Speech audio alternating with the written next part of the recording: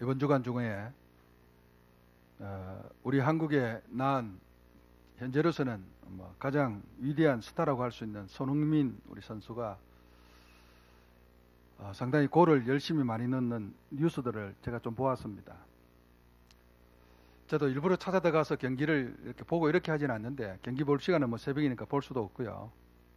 골 넣는 장면만 제가 인터넷 들어가서 이렇게 한번 보았습니다. 상당히 잘하더라고요. 참 신기해요. 여러분, 우리는 여기서 실감이 잘 안 나는데요. 영국에 이렇게 사시는 분들 이야기 들어보면 그 프리미어 축구가 얼마나 대단한지를 알 수 있습니다.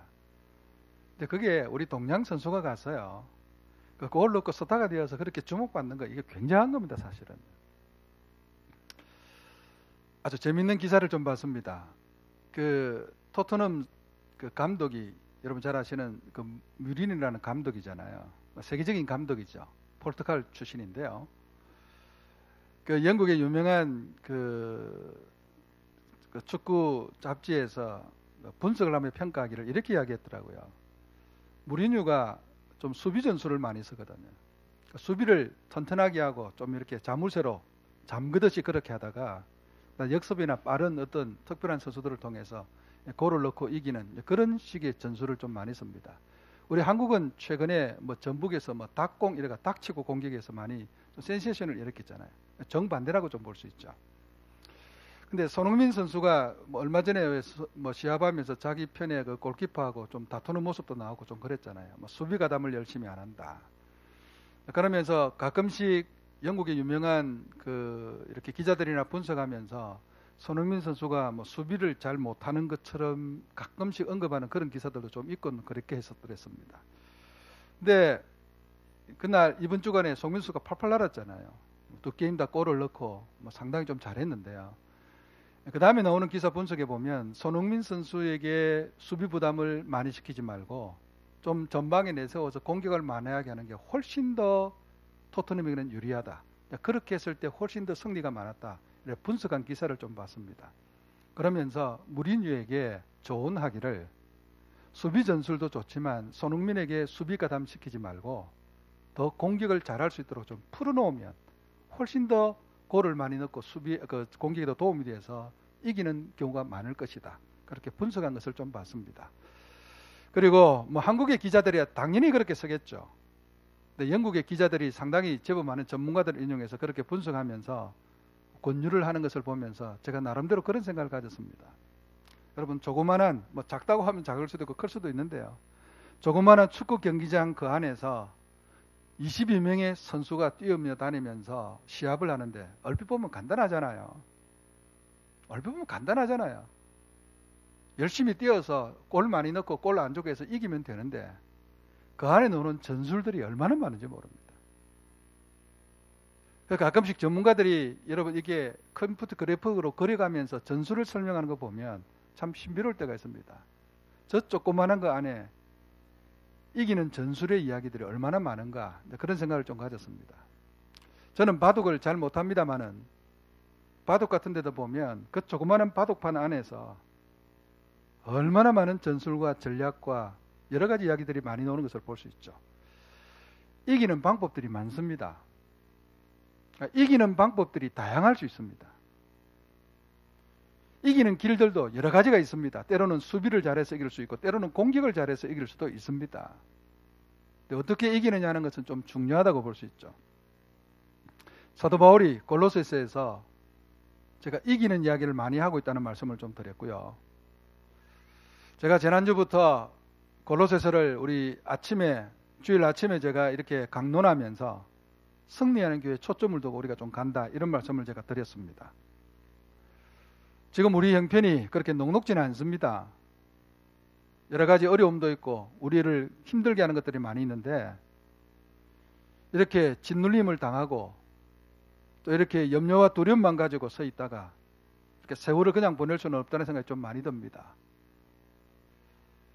이게 처음에 우리가 생각했던 것처럼 한순간에 끝나는 사건들도 아닌 것 같고요. 시대적인 흐름이고 앞으로 우리가 예측하지 못하고 앞으로 우리가 전혀 상상하지 못했던 삶들이 우리 앞에 펼쳐질 수도 있겠다는 생각이 좀 많이 듭니다.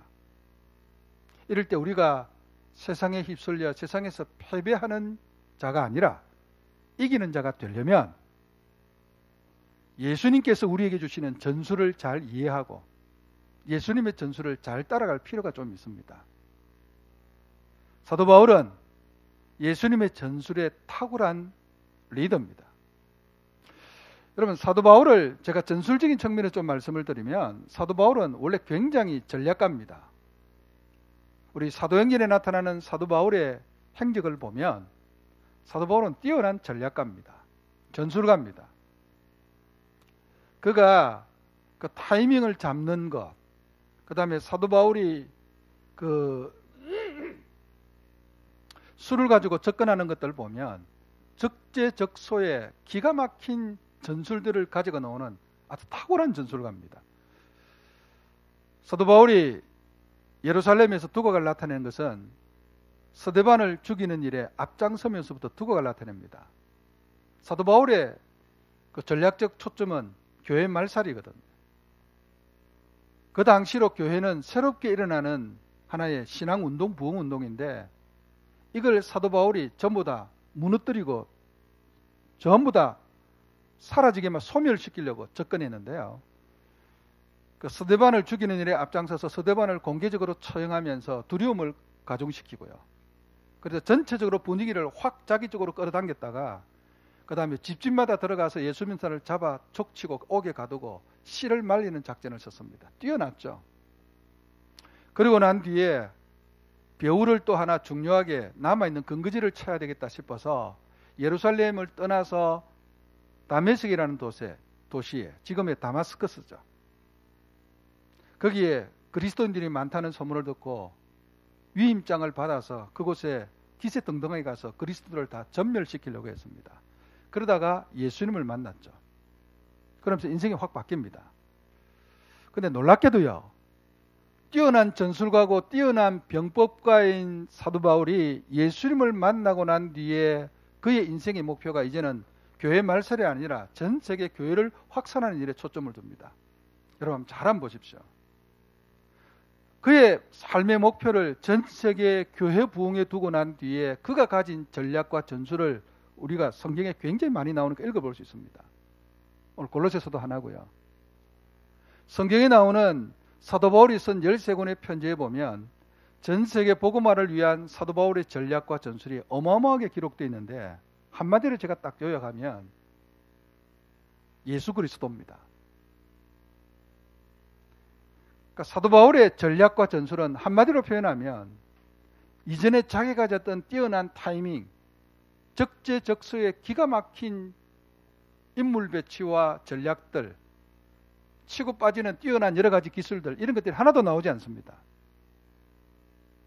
오히려 사도 바울은 그런 모든 것들을 내가 이제는 다 버렸다, 그렇게 말하고요. 그 다음에 나오는 사도 바울은 사도 바울답지 않습니다. 아주 단순합니다. 뭘까요? 오직 예수 그리스도입니다. 이유가 있습니다. 사도 바울의 인생의 분기점은 다마스커스로 가던 길 위에서 일어났습니다. 그가 기세등등하게 다마스커스에 가서 그곳에 있는 그리스도인들을 전부 다 잡아서 처형하겠다고 갔는데요. 가다가 길 위에서 예수 그리스도를 만납니다. 그는 이전에 생각할 때 예수 그리스도는 그냥 한번 반짝 붐을 일으켰다가 어이없이 십자가에서 처형당한 무기력한 인생으로 봤습니다. 한번 붐을 반짝 일으켜서 사람들에게 스포트라이트를 한번 쫙 받았지만 어느 날 모든 것들이 물거품처럼 사라지면서 거품이 쫙 가라앉으면서 그냥 허망하게 죽어간 하나의 선지자와 같은 정도 인물로 보고 끝냈습니다. 그는 끝났다. 그러니까 예수 그리스도는 꿈도 이루지 못하고 아무것도 이루지 못하고 끝났다라고 생각했고요. 그를 헛되게 추종하는 예수 믿는 교인들을 전부 다 죽이겠다고 생각하고 접근했는데 그가 부활하신 예수님을 그 가운데서 만납니다. 여러분, 사도 바울의 인생을 변화시킨 것은 이 기가 막힌 예수 그리스도의 만남입니다. 사도 바울이 눈을 뜨죠. 우리 성경에는 이게 굉장히 상징적으로 좀 나타나는데 사도 바울이 예수님을 빛 가운데서 만나고 난 뒤에 그의 눈이 일시적으로 이렇게 멉니다. 안 보이죠. 그리고 사흘 뒤에 아나니아라는 선지자를 통해서 기도를 받고 눈에 이 비늘 같은 것들이 떨어지면서 다시 눈을 뜨는데요. 우리에게 굉장히 중요한 상징성을 좀 내포하고 있습니다. 사도 바울이 다시 눈을 뜰 때는 예수님과 하나님을 제대로 볼 수 있는 인간으로 눈을 뜨게 된 거죠. 여러분, 좀 우리에게 굉장히 중요한 메시지를 줍니다. 우리 기독교 신앙의 핵심은 예수 그리스도와의 만남을 통해서 내 인생의 모든 것들이 예수 그리스도 중심으로 다시 재편되는 데 있습니다. 이건 굉장히 우리에게 중요합니다. 저는 소위 모태신앙입니다. 요즘 우리 그 연예인들 보면 뭐 모태솔로 이런 이야기 많이 하죠. 뭐 나 혼자 산다도 그렇고요. 뭐 미운 우리 새끼입니까? 뭐 이런 프로그램도 그렇고 요즘 TV 프로그램에 혼자 사는 사람들 이야기가 워낙 많이 나오면서 뭐 이렇게 모태솔로 무슨 솔로 이런 이야기들이 많이 나오는 것을 봤습니다. 저는 모태신앙입니다. 저는 어릴 때부터 교회를 중심으로 생활했고 교회를 다니면서 성장했습니다. 말씀을 배웠고 예배를 배웠고 그리고 학교에 가서 공부를 하면서도 늘 저는 신앙을 중심으로 공부를 하고 세우는 삶에 익숙하게 살았습니다. 그런데 이제 학창 시절에 좀 이렇게 신앙생활을 열심히 하면서 학교에서도 그렇고 여러 친구들 가운데 예수 믿는 사람들을 많이 사귀게 됐죠. 그래서 그 학생들과 더불어서 친구들과 더불어서 기도회도 만들고 성경오부 그룹도 만들고 하면서 학교에서 활동도 하고 좀 그렇게 했습니다. 그러다가 제가 알고 있는 바운다리를 벗어난 친구들을 만나게 되어졌죠. 그들 중에는 드라마틱하게 중간에 예수를 믿고 들어왔는데 뜨겁고 열정적인 친구들이 좀 있었습니다. 제가 보기에는 새로운 세계죠. 저는 그냥 교회에서 착실하게 성장만 했거든요. 그러다가 그런 친구들을 만나서 이야기를 나눠보면 뭐 주님을 만났다, 주님이 내게 말씀하신다, 뭐 이런 식의 이야기를 저에게 종종 하는데 저에게는 굉장히 신비롭게 들렸어요. 저는 그냥 착실하게 교회를 잘 다니긴 했지만 내가 언제 주님을 만났을까? 저는 성경도 많이 배우고 깨닫고 뭐 이 설명도 하고 막 이야기도 많이 할 수는 있었지만 제 마음에 주님께서 내게 뭐라고 말씀하시고 가르치시고 주님이 내게 힘을 주시고 주님이 오늘 내 손을 붙잡으시고 이런 표현들을 제가 거의 안 해보고 살았던 생각이 들었습니다. 그러면서 그런 친구들을 통해서 제가 자극이 좀 되어졌어요. 그럼 나도 좀 예수님을 만나면서 좀 다이나믹하고 좀 예수님과 더불어서 영적인 은혜가 풍성한 그런 생활을 좀 해보고 싶다. 이런 생각을 가지면서 누가 저보고도 아무도 뭐 권면하거나 이야기한 적이 없는데 어느 날 문득 마음에 결심이 쭉 되더라고요. 지금 와서 보면 하나님께서 저를 그렇게 이렇게 은혜로 인도를 해주신 것 같아요.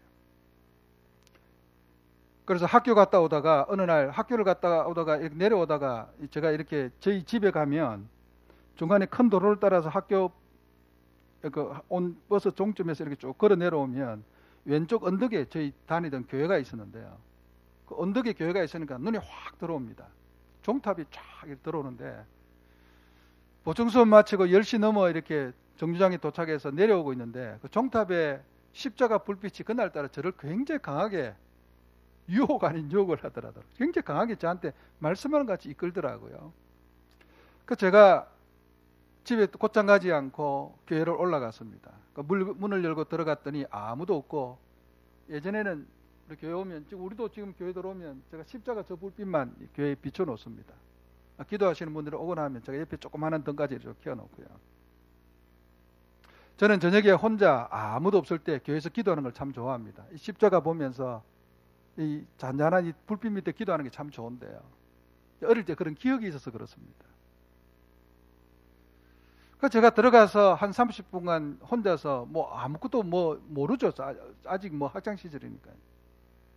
그래서 그냥 아주 자연스럽게 하나님 이름 부르고 예수님 이름 부르면서 제 답답함을 이해하고 제 소망을 이야기하면서 기도하기 시작했습니다. 그러다가 찬송이 부르고 싶어서 찬송가를 펴놓고 찬송을 부르고. 근데 그게 그날부터 시작해서 거의 제가 특별한 일이 없으면 매일매일 들어가서 학교 오는 길에 그렇게 기도하기 시작했습니다. 그게 기회가 되어져서 혼자서 성경 읽는 시간도 좀 더 많아졌고 학교에서도 주님을 생각하고 주님과 이야기하고 교제하고 나누는 시간들이 제 마음속에 좀 많아지기 시작했습니다. 이게 저한테는 굉장히 많은 은혜가 됐습니다. 그러면서 어느 날 제가 혼자 기도하고 말씀을 읽고 묵상하는데 제 마음에 굉장히 감동과 은혜가 오면서 나도 모르게 시간이 어떻게 가는지도 모를 만큼 주님과 깊은 교제의 은총들을 막 나누게 되어졌습니다. 아마 그게 저로 하여금 신학의 길을 걸어가게 만든 어느 한 동기가 되었는지도 모르겠습니다. 그 뒤부터 제 삶은 좀 많이 바뀌었습니다.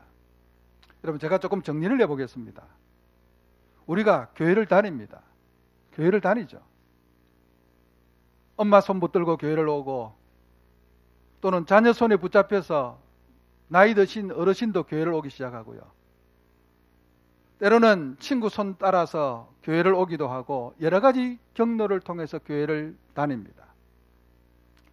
여러분, 우리가 교회를 다니는 선에서 끝나면 곤란합니다.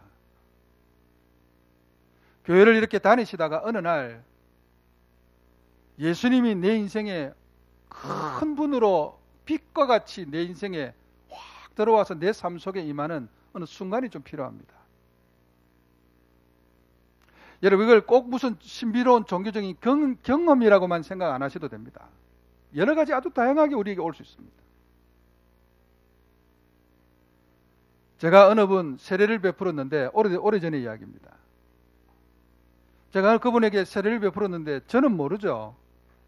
저는 뭐 혼자만 세례를 베푸는 게 여러분을 세례를 베풀었는데, 제가 세례 베풀 때 다 세례 베풀고 난 뒤에 이렇게 머리에 손을 얹고 다 기도를 해드리거든요. 근데 그분이 세례를 받고 다른 분들은 다 일어서는데 일어서지를 못해요. 그러면서 그 자리에서 굉장히 이렇게 눈물을 흘리며 기도하시고 좀 늦게서 이렇게 일어나서 내려가서 앉으시고 난 뒤에도 계속해서 그렇게 하고 계셨습니다. 그 예배를 마치고 저한테 와서 감사 인사를 하면서 그분이 그러더라고요. 목사님, 이렇게 그 순간에 저한테 이렇게 손을 꽂고 기도를 해주시는데 자기 영혼이 확 열리는 것 같은, 하나님의 말씀과 은혜가 막 살아서 움직이는 것 같이 들어오면서 자기가 비로소 새로운 은혜의 눈을 뜬 것 같다는 이야기를 해주시더라고요. 여러분, 조금 더 드라마틱할 수도 있고 그렇지 않을 수도 있긴 합니다만은 예수님이 정말 살아서 내 속에 계시는 은총으로 다가오는 그런 순간들이 있습니다. 이걸 우리가 그냥 일반적으로 보통 표현할 때 예수 그리스도를 만난다고 이야기합니다. 자, 저 얘기 한번 비유를 해보겠습니다. 제가 아까 말씀드린 혼자 기도하기 시작하고 말씀을 묵상하면서 제가 예수님과 깊은 교제가 이루어졌는데 그때 제가 예수님을 귀하게 만났다고 볼 수 있죠. 그러면 박응철이라는 사람이 그렇게 주님을 만나기 이전에 엄마 손 붙들고 주일학교를 착실히 다니고 중고등부를 다니고 하던 그 시대에는 감 예수를 못 만나고 그때 내 심령 속에는 예수님이 안 계셨는가? 그렇지 않습니다, 여러분.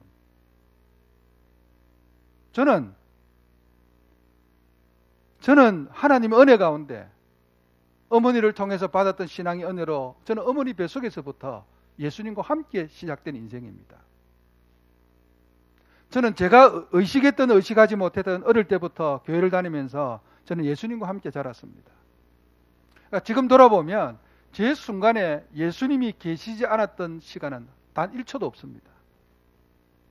그런데 제 인생 속에 그 예수님이 굉장히 가깝게 느껴지고 뜨겁게 느껴지고 때로는 제 부모보다 제 친구보다 예수님이 더 제 곁에서 강하게 제 인생과 함께 있는 것을 제가 기억하고 깨닫고 느끼고 체험하는 차이는 조금씩 있을 수 있습니다.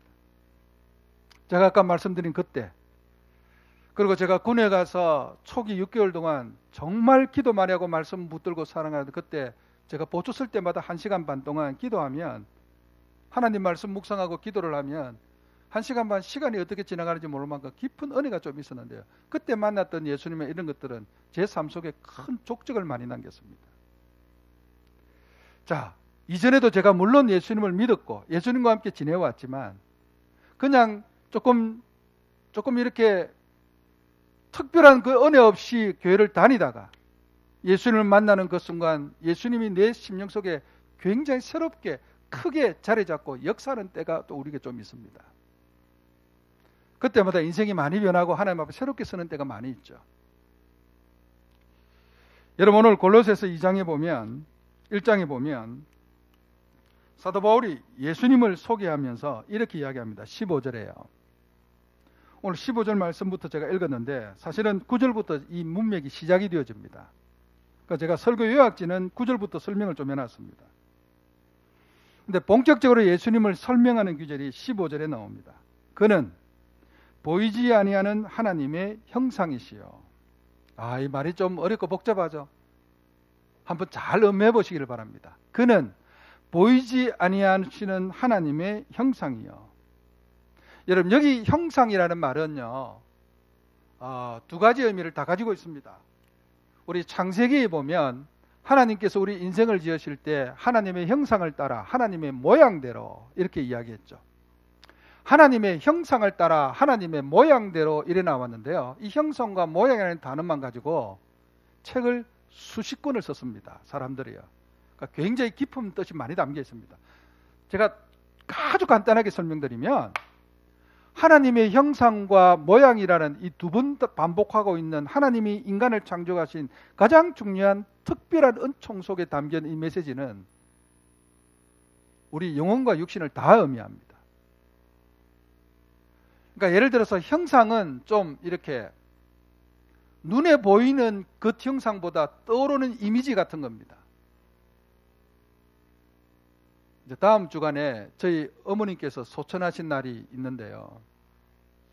제가 어제 이 설교를 마치고 준비하고 기도하면서 여기 교회 앉아서 제가 기도하는 가운데 형상인 단어를 생각하면서 어머니를 생각했습니다.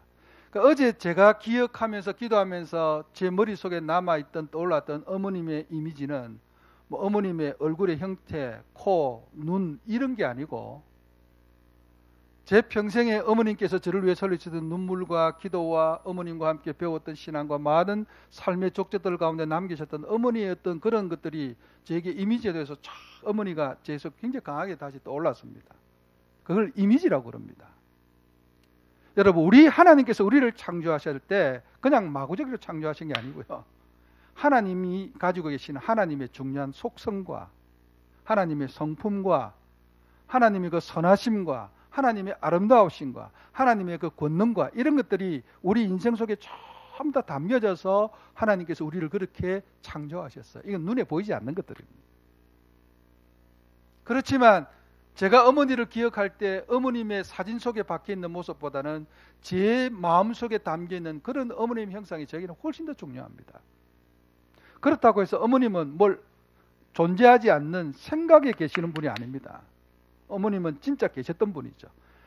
근데 제가 어머님을 추억하는 형상과 예수님이 나와 함께 계시는 형상은 하늘과 땅 차이로 근본적으로 다릅니다. 제가 어머님을 추억하는 것은 어머님의 사랑, 어머님의 가르침, 어머님의 기억으로 끝나지만 내가 지금 예수님을 만나고 기억하고 깨닫는 것은 단순한 그런 이미지로만 남아 계시는 예수님이 아니시고 정말 살아계셔서 지금 나와 함께 존재하시며 내 삶 속에 실제로 역사하시고 은총을 베푸시고 내 삶을 직접 다스리시는 주님이십니다. 여러분 형상과 모양이라는 속에는 이것들이 전부 다 담겨 있습니다. 이게 전부 다 담겨 있습니다. 오늘 우리가 읽었던 성경 말씀은 좀 어렵습니다. 사실은 제가 골로새서 강의하면서 이 부분을 할까 말까 망설였습니다. 이 뒷부분을 바로 넘어갈까 하다가 왜냐하면 이게 좀 복잡하고 어려워요. 근데 이걸 넘어갈 수가 없어요. 왠 줄 아세요? 소위 말해서 그리스도론이라 그러는데 오늘 본문에 읽었던 예수님에 대한 이 설명은 사도 바울이 쓴 13권의 신약 성경 가운데 사도 바울이 예수님에 대해서 가르치신 최고의 교훈으로 우리가 생각합니다. 굉장히 귀한 가르침인데 표현과 내용이 좀 어려워요. 뭐 오늘 보면 예수님 안에 만물이 충만하게 존재한다. 이거는 설명이 불가능합니다, 사실은. 그런데에도 불구하고 사도 바울이 왜 골로새 교회에 편지를 보내면서 이런 말을 썼을까요? 저는 오늘 그래도 여러분께 설교를 하고 가르칩니다. 근데 사도 바울은 이걸 편지로 써서 끝냈거든요. 그러니까 때로는 편지글이 더 강하게 올 수도 있지만 그건 좀 감성적일 때잖아요. 근데 지금 이렇게 가르치는 것은 편지보다 직접 대면해서 가르쳐야 이게 효과적으로 들어갈 수 있고 실감나게 들어갈 수 있거든요. 근데 얼마나 어렵습니까? 근데 이걸 왜 이렇게 사도 바울이 가르쳤을까요? 목적은 딱 하나입니다.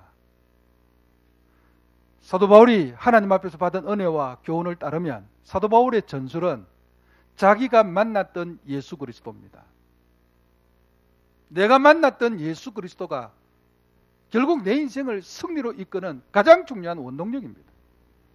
우리는 그 예수님이 지금 나와 함께 계시고 내 곁에 계신 것을 더 깊이 깨닫고 확실하게 깨달아서 그 예수님을 내 삶의 전술로 삼아 예수님을 앞장세우고 예수님을 통해서 이기는 삶이 우리에게는 너무나도 중요하니까 사도 바울이 이 예수님을 지금 그들에게 보여주고 다시 가르치는 겁니다.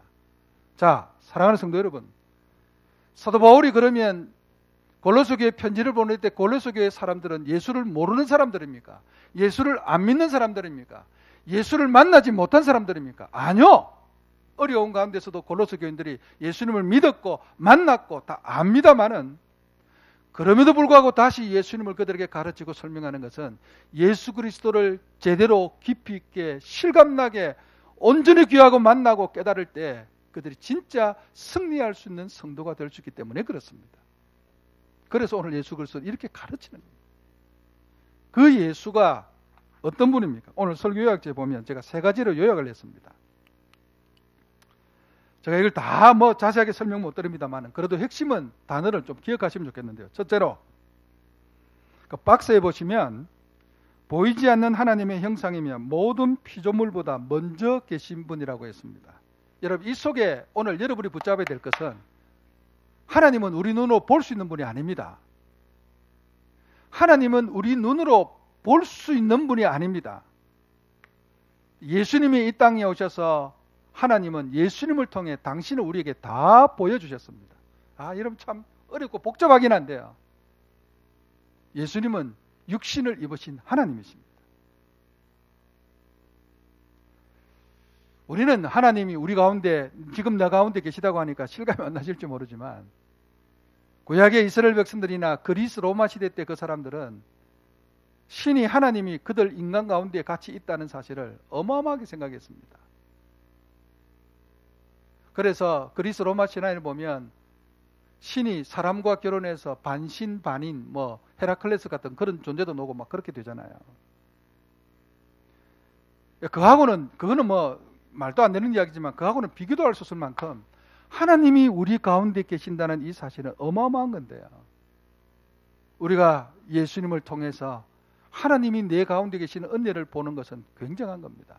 나는 예수님을 만났고 예수님을 보았는데 결과적으로는 내가 하나님을 만나고 하나님을 보는 은혜가 우리에게 주어졌다는 뜻입니다.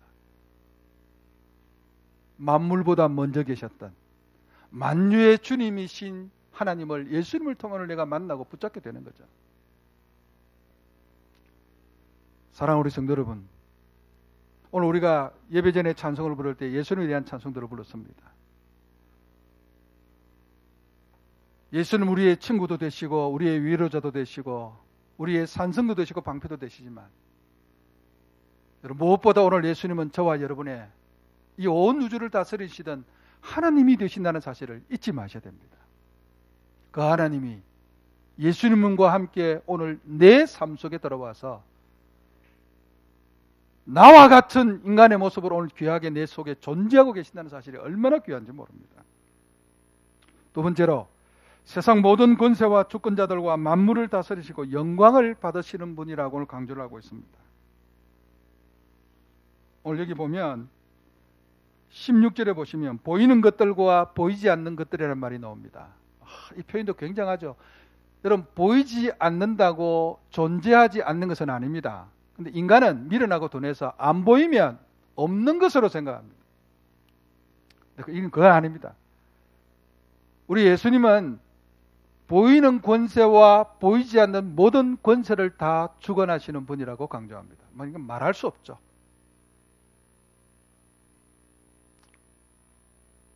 트럼프 대통령이 올해 12월 달인가 있는 대통령 선거에 재선되려고 지금 얼마나 몸부림치고 있습니까?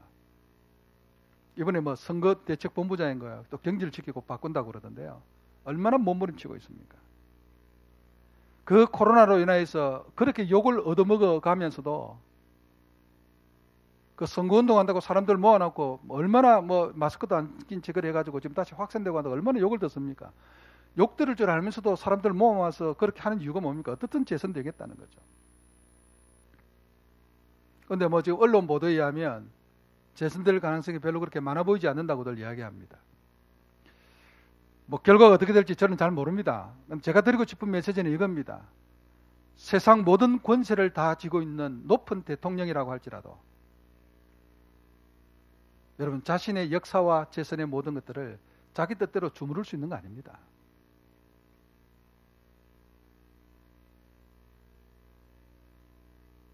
미국의 어느 목사님께서 설교하시면서 누가 대통령이 되는 줄도 하나님이 하시는 일이지만 누가 대통령이 된다고 할지라도 미국의 역사는 하나님이 만드시는 것이지 대통령이 만드시는 것이 아니라는 것을 우리는 믿는다. 그렇게 고백하고 이야기하시더라고요. 얼마나 귀한지 모릅니다. 그런 메시지가 우리 가운데도 여전히 살아있어야 됩니다. 요즘 저는 우리나라의 정치가들을 보면서 국회의원들도 마찬가지고요. 그 작게 가지고 있는 권력, 권세 하나가 뭐 대단한 것처럼 교만한 거 보면 얼마나 가소로운지 모릅니다. 무슨 권세 하나 잡으면 그게 무슨 대단한 건 줄 압니다. 세상을 마음대로 쥐고 흔들었다 자기가 마음대로 다 할 수 있는 줄 알고 떵떵거리면서 그래 샀습니다. 여러분 세상의 모든 권세와 권력도 다 하나님의 손 안에 있는 거고요. 눈에 보이지 않는 권세와 권력도 있습니다. 그건 바로 사탄이 역사하는 권세들입니다. 사도 바울은 에베소서에서 이것을 공중의 권세 잡은 자라고 했습니다. 이거 우리 눈에 안 보입니다. 트럼프 대통령의 권세나 시진핑의 권세나 지금 우리나라 대통령의 권세나 장관들의 권세나 국회의원들의 권세나 이건 눈에 보이지만 사탄의 권세는 눈에 안 보입니다. 그렇다고 없습니까? 아니요. 공중의 권세 잡은 자의 권세도 있습니다. 그러나 이 사탄의 권세까지 다 우리 예수님의 권세 아래에 있다고 했습니다. 가끔씩 사탄이 준동하는 거 보면 속상할 때가 많지만 그래도 기도하다 보면 감사한 것은 하나님께서 이 모든 권세까지 다 다스린다는 게 얼마나 놀라운지 모릅니다. 여러분 욥이 사탄으로 인하여서 모든 것들을 잃고 고난을 당했지만 우리 욥기 보면 그 사탄의 권세까지 하나님의 허락 속에 있는 것을 우리 볼 수 있죠. 오늘 저와 여러분 곁에 계셔서 내가 아침 기도 시간마다 내가 직장에서 순간순간마다 학교에서 순간순간마다 가정에서 순간순간마다 설거지하는 가운데서도 만나고 기도하고 속삭이는 그 그리스도 예수님이 세상의 모든 권세를 쥐고 다스리시는 만군의 여호와 하나님이라는 사실을 다시 한번 깨달을 수 있기를 바랍니다. 여러분 우리 인생 대단합니다. 마지막 세 번째로 교회의 머리가 되시고 만물의 어뜸이 되셔서 교회를 지키신다고 강조를 하고 있습니다. 머리가 되시고 교회의 머리가 되시고 그리고 만물의 어뜸이 되셔서 오늘 성경에 보면 예수 안에 만물이 다 존재한다고 했습니다. 저는 이것보다 더 놀라운 표현은 없다고 생각됩니다. 이렇게 표현합니다. 세상의 모든 만물이 예수님을 통해 창조되었고 그 다음에 세상의 모든 만물이 예수님을 위해서 창조되었고 세상의 모든 만물이 예수 그리스도 안에 있다고 했습니다. 그러니까 예수님 붙잡고 예수님 만나고 예수님을 내 삶 속에 모시면 세상의 모든 만물이 여러분 속에 있다는 말입니다. 얼마나 감사하고 놀라운지 모릅니다. 그래서 사도 바울은 아무것도 없지만 나는 가장 부유한 자라고 그랬고요. 나는 넘어져도 나는 승리하는 자라고 그렇게 이야기했고요. 예수 그리스도 안에만 있다면 나는 I can do everything. 나는 모든 것들을 다 할 수 있다고 소리치고 높일 수 있었다는 뜻입니다. 그게 사도 바울의 전략입니다. 사랑하는 성도 여러분, 사도 바울이 골로새 교회에 예수 그리스도를 제대로 가르쳐서 그 시대에 승리하기를 바랬던 것처럼 오늘 이 코로나 전국을 지나면서 하나님께서 다시 우리에게 예수 그리스도를 우리에게 소개하고 있다는 사실을 기억하십시오.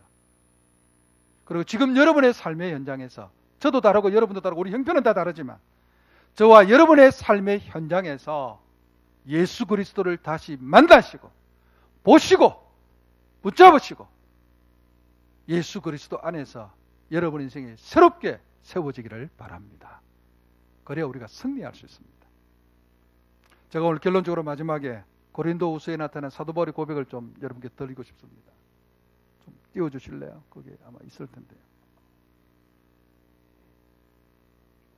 고린도후서 4장에 사도 바울이 이렇게 이야기합니다. 우리가 이 보배를 질그릇에 가졌으니, 질그릇은 자기입니다. 우리 인생은 질그릇이죠.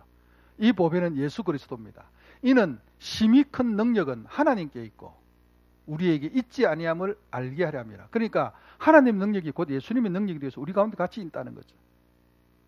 이 능력이 우리로 하여금 우리가 사방으로 우겨삼을 당하여도 쌓이지 아니하고 답답한 일을 당하여도 낙심하지 아니하며 박해를 받아도 버림받지 아니하며 거꾸리떠림을 당하여도 망하지 아니하고 우리가 승리할 수 있다고 강조하고 있습니다. 오늘 제가 여러분께 마지막 드리고 싶은 메시지가 하나 있습니다. 사랑하는 우리 다들님께 성도 여러분, 우리 가운데 우리의 친구가 되시고 우리의 목자가 되시고 우리와 함께 동행하시는 예수 그리스도는 우리 인생의 최고의 보배입니다. 그래서 밭에 감추인 보화를 발견하고 나면 인생이 바뀌는 것처럼 어느 날 내가 밭을 갈다 보니까 내 쟁기에 보배가 발견되어서 땅 위로 올라오는 것처럼 이전에 잘 모르고 지냈지만 내 속에 함께 계신 예수 그리스도가 오늘 이 말씀을 통해 여러분의 쟁기에 걸려서 여러분의 삶의 중심에 다시 설 수 있기를 바랍니다. 그것도 그냥이 아니고 보배로운 예수 그리스도. 예수님 붙잡으시고 여러분이 어려운 시절이지만 영육간에 승리하시고 영광을 거두시는 우리 온 교회 성도들이 다 되시기를 우리 주님의 이름으로 간절히 축원을 드립니다.